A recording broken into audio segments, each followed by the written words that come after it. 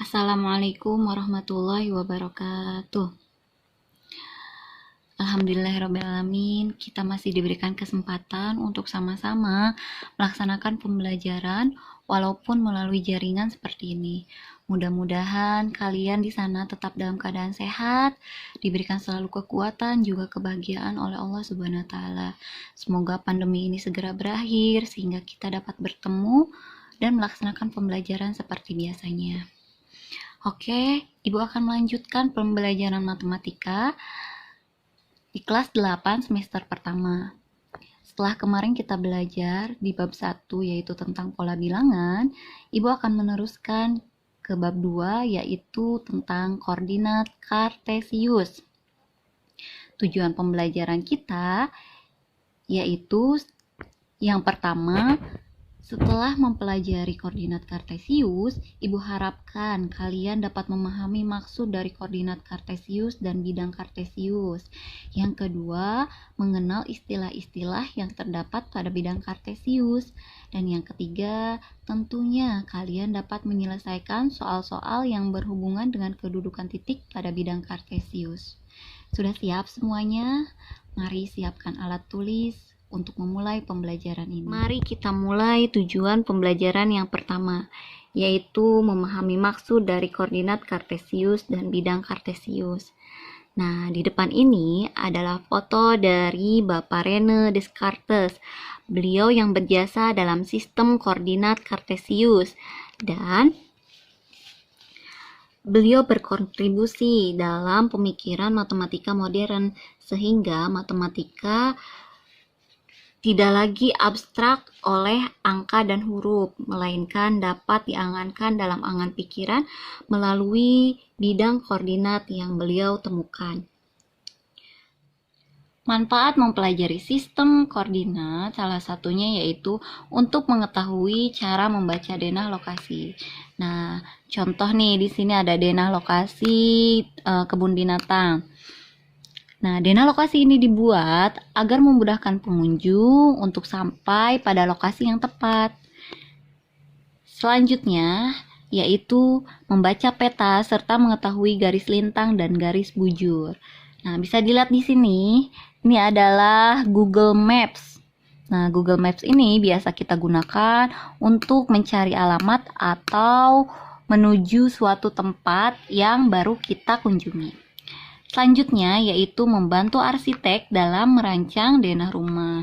Nah, apabila dari kalian ada yang hendak ingin menjadi arsitek, kalian harus mempelajari sistem koordinat ini dengan baik agar nanti bisa digunakan ilmunya di masa yang akan datang.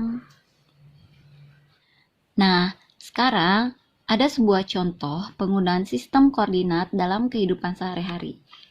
Mari kita perhatikan. Pada hari Selasa, Andi mendapat tugas untuk mengantarkan anak sekolah berkeliling Circle Center downtown. Ia diminta membaca denah kota tersebut dan melaporkan letak tempat penting di Circle Center downtown terlebih dahulu. Nah, posisinya seperti ini, tata letaknya. Paling atas ada sekolah, kemudian ada perusahaan listrik kota, hingga di bawah sampai dengan stasiun. Nah, sekarang mari kita bersama-sama membantu Andi mengisi titik-titik di bawah ini sesuai contoh berikut. Kita perhatikan denah circle-nya. Yang pertama, Andri diminta menunjukkan posisi perusahaan air minum terletak di mana. Ini ada angka nih 1 sampai dengan 12. Kemudian kita misalkan di sini adalah abjad. Di sini A, kotak ini B, ini C, ini D, E, F, G, H, I, J, K, L. Nah, perusahaan air posisinya terdapat di sini. Ini berada di mana? Nah, coba kita baca. Di sini tadi ada abjad A, B, dan C. Nah, posisinya berada sejajar dengan garis C dan di angka 5. Maka letak perusahaan air minum itu berada di lokasi C5. Selanjutnya, Peternakan terletak di peternakan di sini. Kita lihat lagi di sini A, B, C, ada di C, kemudian ada di angka berapa nih? 7. Berarti peternakan ini terletak di lokasi C7. Nah, sekarang ke bagian kantor pos. Kita lihat kantor pos ini terletak di mana. Kita lihat lagi denahnya. Nah, letak kantor pos di sini, letaknya ada di sini nih. Nih. Kita lihat. Ada di kotak abjad apa nih? Oke, kita sepakati ini adalah A, B, C, D, E, F, G, H, I. Ternyata di kotak I. Di angka berapa nih? Di kapling berapa? Ternyata ada di angka 11. Jadi letak dari kantor pos ini adalah I11. Nah, betul kan jawabannya? Oke, kita ke simpang 4 sekarang. Letak di mana nih simpang 4? Kita lihat denahnya. Simpang 4 itu lokasinya di sini ya. Nih, ini simpang 4. Nah, ada di kotak abjad berapa nih? A, B, C, D, E. Ada di E dan tepat di angka 10. Jadi posisinya simpang 4 itu terletak di E10. Selanjutnya yaitu bundaran. Bundaran itu letaknya di sini ya. Nah, sini nih bundaran. Ada di kotak berapa? A, B, C, D, E. Ada di E di sini. Letaknya ada di tepat di angka 6. Jadi posisi bundaran ini adalah E6. Lanjut yang terakhir adalah stasiun. Stasiun ini ada di paling bawah ya, dekat ke kotak abjad. Nah, ini ada A, B, C, D, E, F, G. Ada di kotak G dan di angka 4. Jadi lokasinya ada di G4. Nah, begitu. Jadi aturannya baca dulu nih.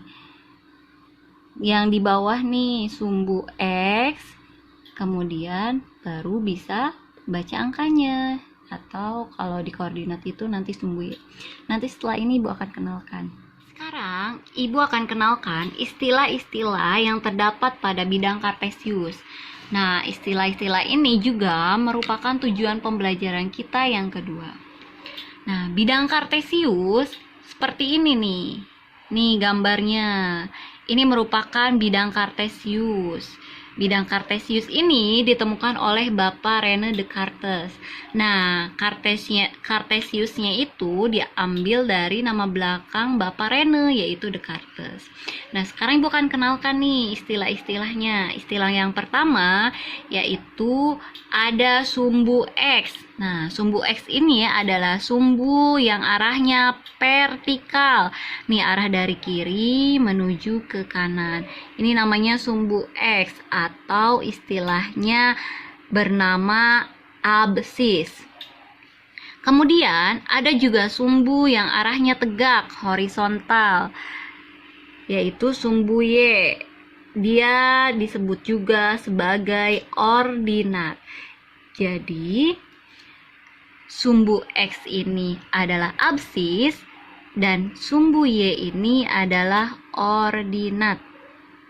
Kemudian ada koordinat Kartesius. Koordinat Kartesius ini adalah posisi titik yang terdiri dari X, Y.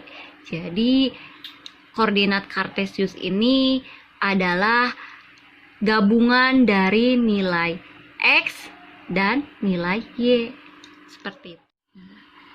Sekali lagi, garis yang vertikal ini adalah sumbu X atau disebut juga dengan absis, dan yang horizontal ini, yang tegak ini disebut dengan ordinat atau berada di sumbu Y. Sekarang, Ibu akan berikan contoh letak koordinat titik. Nah, kita perhatikan nih titik C ini. kita akan mengidentifikasi seperti halnya tadi contoh yang telah Ibu berikan. Posisi letak dari titik C ini berada di mana? Nah, cara membacanya yaitu kita baca dulu nih X, yang nilai X dulu, vertikal dulu, kemudian yang horizontal. Di X-nya, di garis X-nya, titik C ini berada di angka berapa nih? Nih C, kita garis tarik. Sini ya, ada di angka 3. Kemudian ordinatnya ada di 3 juga. Jadi titik C ini berada di angka 3,3. Nah, absisnya berapa, Nak? Absis itu adalah nilai dari X. Berarti absisnya 3, ordinatnya 3. Contoh lain kita perhatikan titik D. Titik D ini berada di posisi, lihat angka di X-nya yaitu negatif 2, D-nya berapa nih? Sejajar dengan 3, berarti 3. Absisnya berapa? Negatif 2, dan ordinatnya adalah 3. Titik koordinatnya berapa? Negatif 2,3. Begitu. Kemudian, bidang Kartesius ini terbagi menjadi 4 wilayah yang disebut dengan kuadran. Namanya adalah kuadran. Nah, posisi kuadran pertama itu terletak di sini. Ini kuadran pertama, kemudian disusul yang kuadran kedua, di sini kuadran ketiga, dan ini kuadran keempat. Jadi urutannya 1, kemudian lari ke sebelah kiri 2, ke bawah 3, kemudian kanan bawah 4. Itu adalah kuadran atau wilayah dari bidang Kartesius. Nah, kuadran 1 itu terdiri dari nilai X yang positif dan Y-nya positif. Nih, kuadran 1 nih. X positif, Y positif. Sementara di kuadran 2 itu X-nya negatif. Nih, X-nya negatif, Y-nya positif. Di kuadran 3 nilainya X-nya negatif, Y-nya negatif. Dan kuadran 4 X-nya bernilai positif, Y-nya bernilai negatif. Nah, setelah kita tadi mengamati dan Ibu jelaskan sedikit tentang istilah-istilah yang terdapat pada bidang Kartesius, Ibu akan menguji nih, kalian masih ingat enggak apa yang Ibu jelaskan tadi? Ada sedikit kuis. Isilah titik-titik di bawah ini berdasarkan gambar 1. Ini gambar 1 ya. Sumbu mendatar disebut, yang mendatar mana tadi? Yang mendatar itu ini. Nih yang mendatar. Disebut apa nih sumbu yang mendatar? Sumbu yang mendatar itu disebut dengan sumbu X. Atau disebut juga dengan apa tadi katanya? Absis. Ini typo kurang S. Juga dengan absis. Kemudian sumbu yang tegak, nih, yang tegak arahnya dari bawah ke atas, ini disebut dengan sumbu Y atau disebut juga dengan ordinat. Ya. Kemudian yang ketiga, sumbu X dan sumbu Y membentuk bidang yang disebut koordinat Kartesius. Bentuknya itu pakai dalam kurung, kemudian X, Y.